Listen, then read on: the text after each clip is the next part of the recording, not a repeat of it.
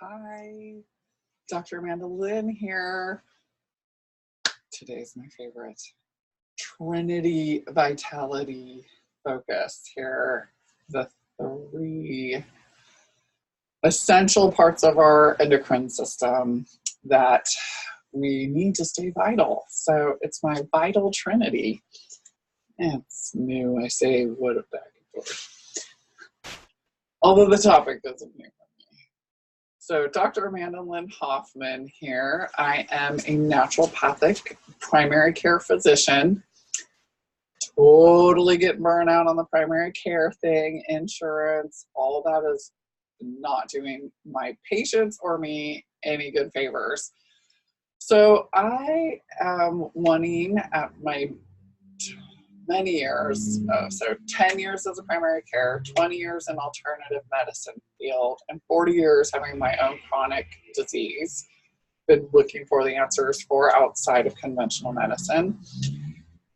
And one of my primary passions is to help people who are tired and sluggish and just not feeling right start to get their lives back and their body back to themselves to do what you came here to do, right? I feel like a part of mine I came here to do is to help bring naturopathic medicine to the primary as people, as a regular name everybody knows, naturopathic medicine.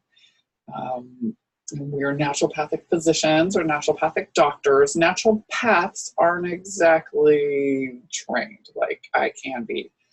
I have my DEA number. I write all scripts. I do all woman exams, male exams, kids exams, all this kind of thing. And there are some major things that will help everybody that are fully getting missed in the conventional world. And that's a good look at what's really going on in our endocrine system. Kind of become a specialist with the endocrine system. It was one of my first things I diagnosed was Hashimoto's, a little swollen thyroid.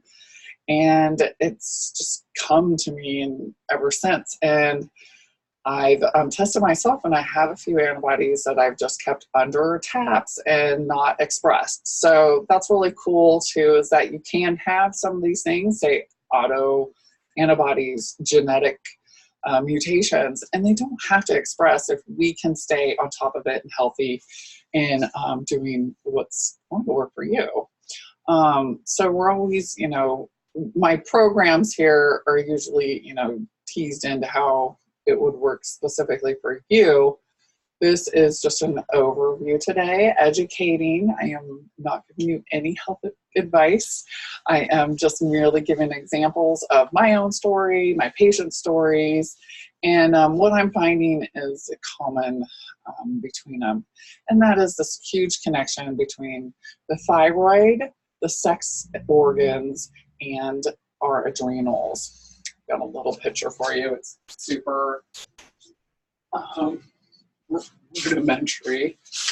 There we go. So, foundation of a triangle, our endocrine triangle is the adrenals and the sex hormones. Now you can probably, and thyroid's on top. She's the mother of the ship. She does not go down unless the foundation is already shaking and hurting. When does that usually happen? Perimenopause for women. Yeah, menopause. This is going away, and so you've got to fully rely on just these two, and it doesn't happen so well. So that's why sometimes a little support there can be very beneficial. But to really have true vitality, anti-aging, stay healthy and strong, we want to be strong in all 3 of these areas. Can definitely agree that conventional medicine has let us down in a few ways. For one, thyroid. We're only looking at TSH, it's the pituitary talking to your hormone, thyroid stimulating hormone. It's not really addressing what hormones your thyroid is putting out and giving you. That would be more of your T4s. And then if you're activating it over to T3. So other great labs that I will test. And if somebody's very complicated, I'll look for totals and frees just to see the conversion levels going on. I had a lot of training with Dr. Dennis Wilson. Wilson disease is that conversion problem. A lot of times it's just some nutrients we need, or maybe a little liver cleanup. Yeah, liver, what? Yeah. Everything is connected amazingly. You're not too surprised about that, I'm sure. And he helps me out. I got him on cell phone connection. We text, got some crazy patients. He's right there. So it's great to have a real true mentor in the field helping make people not scared of iodine. And that's kind of one of my big things. I just love sharing nutrients that we need, that we used to have at higher levels. And now over time, as our nutrition gets worse and worse and worse, we're not getting it, our nutrition, our environment and such. Excuse me. Keep my brain going well for you all. So I'm here in my clinic, Calypso Natural Clinic here in McMinnville, Oregon. With my license, it's best if I do see you once a year, but I do offer consultations and phone, Zoom, just using this one-on-one. I love to be able to see my patients and do a lot of educating and help work up. So I'll give you more options of things I can help you with. I don't want to just give you more questions for yourself. And just want to let you know I'm here for you at the end. I've got a little special gift for everybody who's doing my webinar.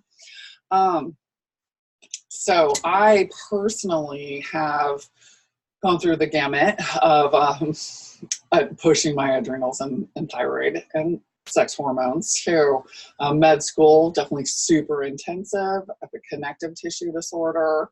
I'm going to be pulling on this organ that doesn't even get addressed with conventional medicine. That's the adrenals. And that's what's so huge here in America today. We're all under so much stress. We're burning the candle at both ends. We're told to. We're not appreciating the yin, feminine, slow down, breathe, and rest. Our vacations are full of activity. Our minds are full of to-dos. So we're starting to really show that on our nervous system, which helps give messages to and from. That works quite well with the adrenal glands and our sex organs. Our sex organs are looked at in a little bit by conventional medicine, but I actually see this one getting improperly dealt with. Like the thyroid's getting helped with a little bit. Our hormones are actually, I would say, being mismanaged. If we're having high estrogen symptoms, we're not getting, for one, anything really tested in there.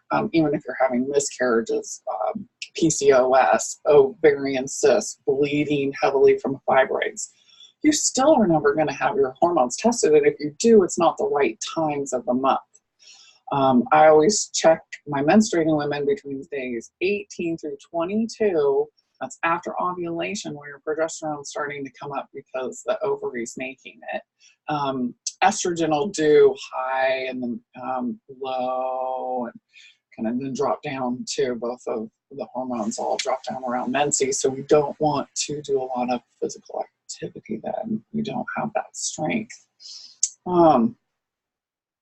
So I see it being regulated with just like, oh, here, my dear, let's put you on some birth control. You don't need to worry about that anymore, or let's just cut it out. You don't need that. And this actually has long-term effects that they don't talk to you about. One is just the uncomfortableness of prolapse going to happen for you. You don't have anything holding yourself in anymore. The likelihood of you needing to get some of these silicone meshes put in are very high. And then there's cardiovascular risk, increased risk for cancers. You just want to try and keep all your parts if you can, and get somebody who can help you fix them. Of course, all this stuff is much easier when you come in earlier. Definitely get my ladies who push it off, and we are all the worst. Us women, we're doing everything else for everybody else, and then, oh my gosh, I've gone 3 months with this heavy bleeding and a huge fibroid. It's just the best thing is to take it out, possibly. Everybody's different on what they can handle and how much their anemia gets. And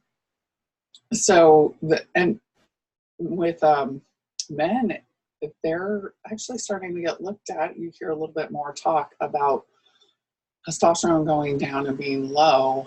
And a lot of men, especially if you're in what kind of fields, these high adrenaline producing adrenal stress causing jobs, the police, firemen, construction workers, and such.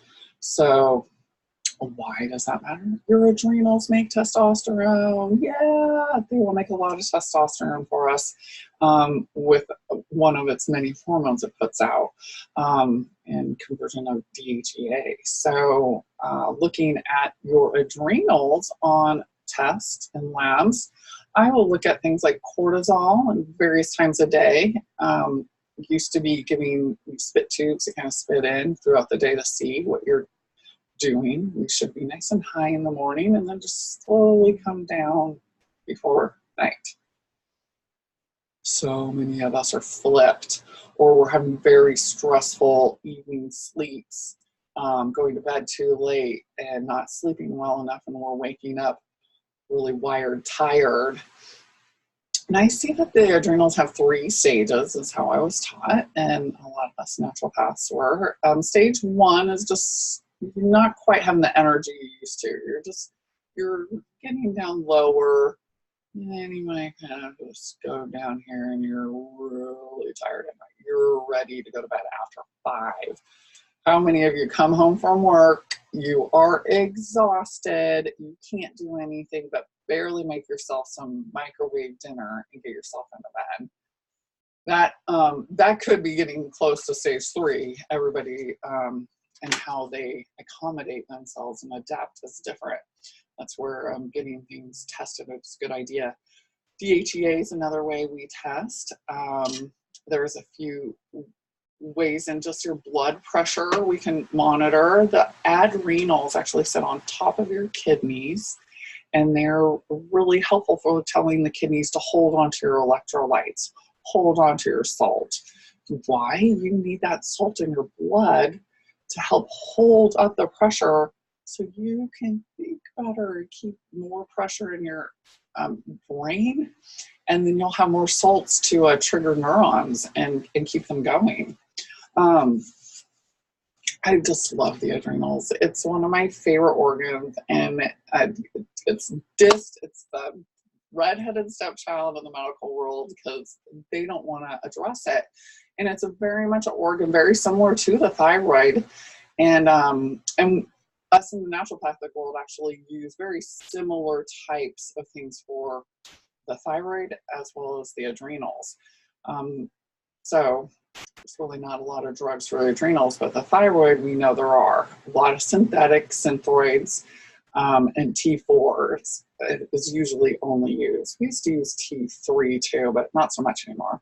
Us naturopaths will, especially if we're coming out to a compounding pharmacy and able to specifically get the range that we like best for you. T3 is the more active one, so if you're having a lot of problems, hair loss, constipation, just low temperature, low mood, then you might be hypothyroid. Dry skin where you shouldn't be having dry skin. The lateral third of your eyebrows starting to fall out. These can all be really strong signs that you're deficient in some T3. And these, you could be fine one decade, the next decade it all goes down. So, you know, the foods you eat, your lifestyle will build up until we can't do it anymore. And that's why I wanted to help give you some tips here so we can bring back our lives here. So definitely educating you on what to talk with your doctor or things to understand when I'm putting you on a program of really what's going on and why all these areas are important. little bit of what I'm doing on the back end while I'm assessing, because there's a myriad of other things that will play a part in all this, right?